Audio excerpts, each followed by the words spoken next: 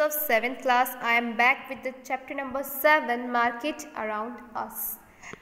Here we have studied lots of about marketing system. Okay, कैसे marketing होती है, कहाँ से क्या supply होते हैं. If you remember, हमने last वीडियो में पढ़ा था supply chain के बारे में कि कैसे कोई गुड्स फार्मर्स से लेकर ट्रेडर्स तक, ट्रेडर्स से शॉपकीपर्स तक कैसे पहुंचता और शॉपकीपर्स से कंज्यूमर्स तक.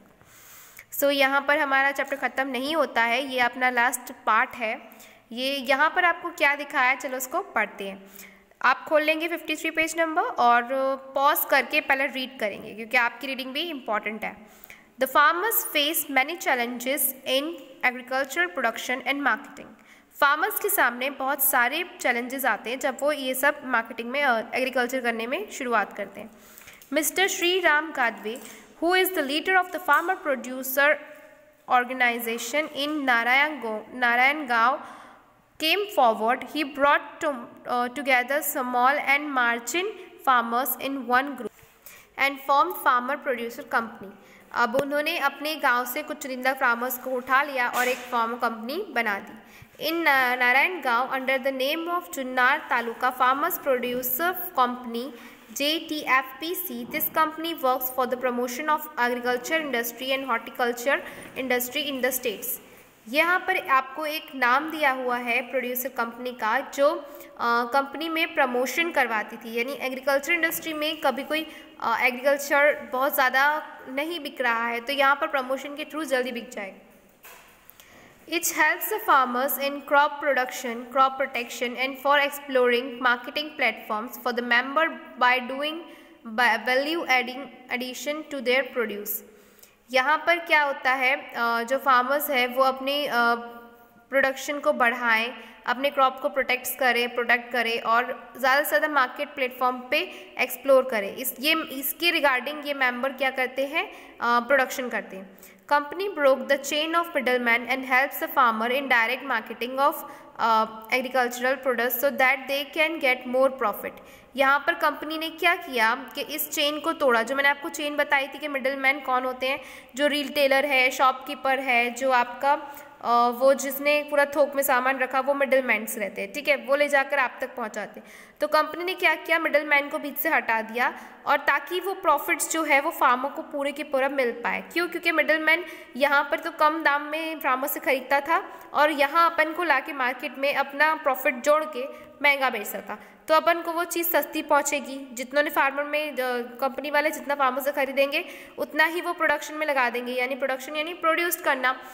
जैसे फैक्ट्री डली है तो फैक्ट्री में डायरेक्ट वो प्रोडक्ट बनने के लिए रेडी होता है, ऐसा वाला काम. ठीक है, this has change the financial condition and lifestyle of the farmers. यहाँ पर लाइफस्टाइल बिल्कुल बदल के रह गई फार्मर्स की. Why did Mr Shriram Gadve start farmer producer company. उन्होंने ये कंपनी क्यों स्टार्ट की थी, यहाँ पे आपसे पूछा है. Was it a step towards the better production of or earning for the farmers of Narayangaon? और ये क्या ये स्टेप जो है ये बेटर प्रोडक्शन कर सकती है इन लोग का या अर्निंग्स का या फार्मर्स की, नारायणगांव के फार्मर्स की. तो ये सब क्या है, आपको ये पता चला कि मिडलमैन को हटा दिया गया. यहाँ पर अभी फार्मर्स प्रोटेस्टिंग भी इसी कारण हो रही है कि मिडलमैन को शायद हटाया जा रहा है. अब डायरेक्ट जो है वो ओपन मार्केट कर रहे हैं. So I think it is related to our daily news. तो आप उसको ज़्यादातर ध्यान दें तो आपको ये वाली चीज़ें ईजिली समझ में आ जाएगी. Markets to prevent exploitation. Markets को एक्सप्लॉयट होने से बचाने के लिए हमें क्या क्या करना चाहिए. हमें क्या करना चाहिए, many initiatives have been taken by the social workers, government and individual to give the people their due income as per their labour. यहाँ पर बहुत सारे इनिशिएटिव्स बढ़ाए गए, बहुत सारे स्टेप्स लिए गए गवर्नमेंट से, वर्कर्स से, इंडिविजुअल खुद एक इंसान ने बहुत सारे स्टेप लिए जिससे क्या हो कि लेबर को पर डे इनकम उनकी मिल जाए. लेबर यानी मजदूर. The people have form the cooperatives with the help of social groups. इन्होंने क्या किया, एक कोऑपरेटिव बनाया जिससे सोशल ग्रुप बनाया जिसमें क्या होगा, to prevent the exploitation society weakers member. इससे क्या होगा, एक ग्रुप बन जाएगा तो कोई भी ऐसा नहीं कर पाएगा कि भैया 2 बंदे से कम में खरीद रहा है और बाकी सबसे ज़्यादा में. यानी कोई अगर जो कमज़ोर है उसका कमज़ोर ना बनने दे उसको. यानी जैसे उसकी प्रोडक्शन अभी इस साल बहुत कम हुई तो लोग उससे कुछ खरीदेंगे ही नहीं, लेकिन अगर वो ग्रुप बना के बेचेंगे तो यहाँ पर अच्छा रहेगा. और दूसरी चीज़ कि देखो कि अगर इसने रेट ले दिया कि किसी, आप करते हो ना, जैसे बार्गेन करते हो कि इसका 10 रुपये किलो बिक रहा है, तो बाकी मेंबर्स को जाके वो झूठ बोलेगा कि यहाँ पर मैंने वहाँ पर 5 रुपये का किलो खरीदा है, तो तुम तो मुझे 3 रुपये में दे दो, ऐसा करके करते हैं ना लोग। तो ये गलत चीज़ नहीं हो पाएगी, यहाँ पे ग्रुप बन जाएगा, तो सब लोग डिस्कस कर लेंगे, एक प्राइस रख लेंगे कि हाँ हमने पूरों ने 10 रुपीज़ रखा है तो हम 10 रुपीज़ में ही बेचेंगे, ये वाला काम। To earn better profit and break the chain of the middle man, ताकि इससे क्या होगा, ग्रुपिंग करने से कि मिडल मैन की पूरी चेन टूट जाएगी, कोई भी ब्रोकर यहाँ पे आके लोगों को तोड़ नहीं पाएगा, है ना। ब्रोकर का काम ही रहता है कि वो दूसरों की तरफ खिलाफ भड़काता है कि इनने तो इतने में बेचा, आप उससे कम में बेचो तो आपको मार्केट में ज़्यादा में प्रॉफिट आएगा, ऐसा वाला काम करना, तो वो हट गया। To protect the right of people as both producer and consumer, तो यहाँ पर दोनों के राइट्स बच रहे हैं, क्योंकि देखो आप अगर वो सस्ते में बेचेगा तो अपने पास सस्ते में ही पहुँचेगा, क्योंकि मिडल मैन रहेगा नहीं, सारे ग्रुप्स में बेच रहे हैं, तो ये वाली चीज़ है। नेक्स्ट क्या है, producers cooperative stores. Producers cooperative stores क्या होते हैं, people with common interest come together for production of their end items. जो पीपल्स होते हैं जिनके पास जो कॉमन जो इंटरेस्टेड लोग होते हैं उसी के हिसाब से लोग प्रोडक्शन रखते हैं आइटम्स का। जैसे अभी कोई टूथपेस्ट की ज़्यादा ऐड चल रही है तो फिर वो उसी की प्रोडक्शन शुरू कर देंगे, यानी ट्रेंड में ये चल रहा है ऐसा। It is invariably connected with farming area like fishery, agriculture और forestry. For example, cooperators of weavers और all weavers have common interest, they form a group to work collectively, they produce raw material and market their products together। यहाँ पर आपको एक example के through समझाया गया है कि कनेक्टिविटी फार्मर्स के बीच में बहुत ज़रूरी है, फिशर, एग्रीकल्चर और फॉरेस्ट्री में भी। तो यहाँ पर आपको एग्जाम्पल क्या दिया है कि जो व्यूअर्स होते हैं उन लोग को अगर कॉमन एक इंटरेस्ट रहेगा, कोई एक ही सामान बनाएंगे तो वो ग्रुप बनाकर उसको बेच भी सकते हैं, तो रॉ मटेरियल भी वो एक ही स्थान से थोक में उठा सकते हैं, ऐसे वाला काम। तमिलनाडु का यहाँ पर एक और एग्जाम्पल दिया है, the government buys cloth from power loom weavers cooperatives from government for government run schools for making free uniform, this helps the cooperative by buying clothes from them at a reasonable price.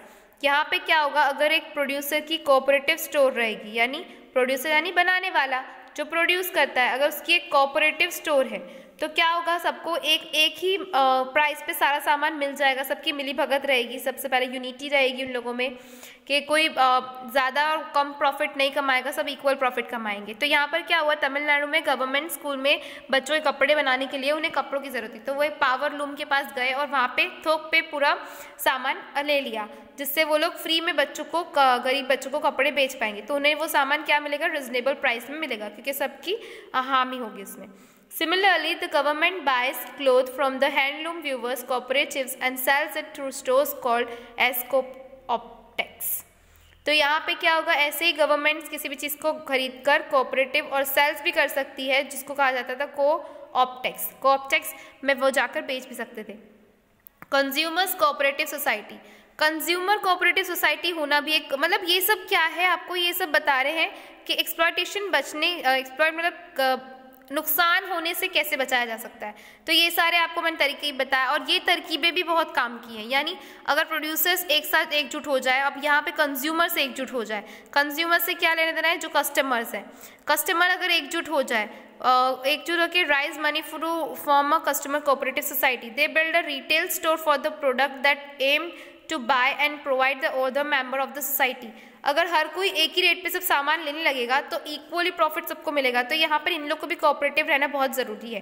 Customers get good quality products at reasonably low prices from these cooperatives, these are beneficial for both producer and consumer. ये जो है ये दोनों के लिए ही फायदेमंद रहेगा अगर वो लोग कोऑपरेटिव सिस्टम से लाते हैं। The cooperative societies are active in almost all the countries worldwide and are present in all the sectors including agriculture, food, finance, healthcare, marketing, insurance and credit।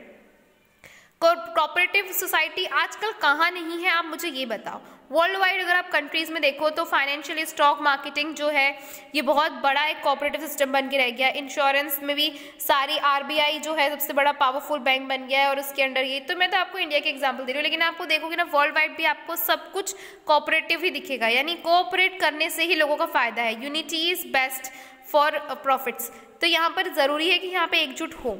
सो यहाँ पे हमारा चैप्टर कंप्लीट होता है। ये आपकी question answers है। Here is the quick revision of the chapter. Types of the market we have learned: weekly market, shop in neighbors, shopping malls, online markets. फिर supply chain के बारे में पढ़ा, producer, wholesalers, processing, marketing, consuming. Here we are talking about that middleman, and that middleman is marketing and wholesalers.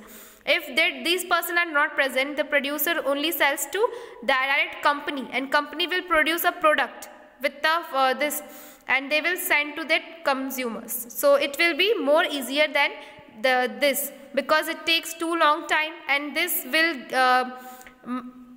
increase the price of that thing or that item. तो यहाँ पर जितना profit इसको भी चाहिए, इसको भी चाहिए, इसको भी चाहिए, तो प्रॉफिट ऑलवेज बढ़ेगा, तो हमें महंगा ही मिलेगा यहाँ पर. लेकिन इन लोगों का दोनों में ही इक्वल ही है. मुझे नहीं लगता इनको इसमें भी कुछ प्रॉफिट मिलने वाला है, प्रोड्यूसर्स को यानी फार्मर्स को, क्योंकि जब उस टाइम भी फार्मर्स से ये लोग खरीदते चाहे ये लोग खरीदे, प्राइस तो इनका सेम ही रहना है, इनका क्या फ़ायदा इसमें. तो यहाँ पर इसलिए शायद इन लोगों का प्रोटेस्ट चल रहा है. Market and equality. Market and equality क्या है, यहाँ पर भी मैंने आपको सब कुछ समझा दिया. यहाँ हमारा चैप्टर फिनिश होता है. मिलते हैं नेक्स्ट सेशन में. Goodbye all students.